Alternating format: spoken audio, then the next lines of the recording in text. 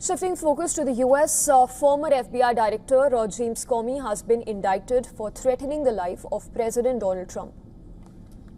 First count is that on or about May 15th of last year, he knowingly and willfully making a threat to take the life of and to inflict bodily harm upon the President of the United States. Count 2, same day, May 15th, 2025, that the defendant, James Comey, knowingly and willfully transmitting in interstate commerce a communication that contained a threat to kill the President of the United States.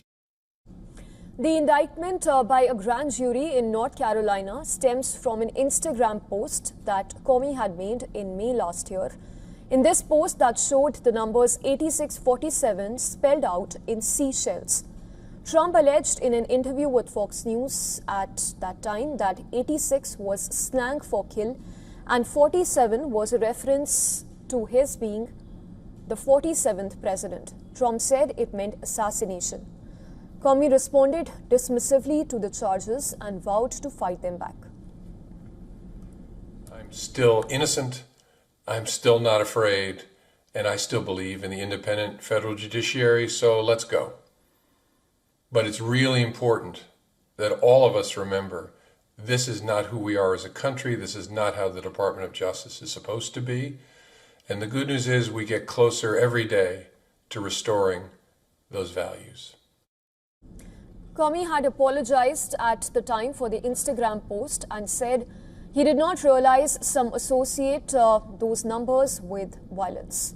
The indictment comes 3 days after a gunman was arrested for allegedly attempting to assassinate President Trump during the White House Correspondents' Dinner in Washington. Getting us more details on this is my colleague Susan Tehrani, who sent us this report from New York. Former FBI Director James Comey has been indicted again by the U.S. Justice Department, this time over a social media post that investigators say may have been interpreted as a threat against President Donald Trump. The case centers on an Instagram photo showing seashells arranged to read 8647. Trump allies believe that 86 is slang for get rid of, while 47 was seen as a reference to Trump being the 47th president of the United States. Some officials view it as a veiled threat. Comey later deleted that post and said that he never intended violence and believed that it was simply a quote-unquote political message. But a grand jury has now returned the second indictment, with exact charges still being clarified. It comes as President Trump just avoided another assassination attempt, putting a presidential security back under intense focus in Washington.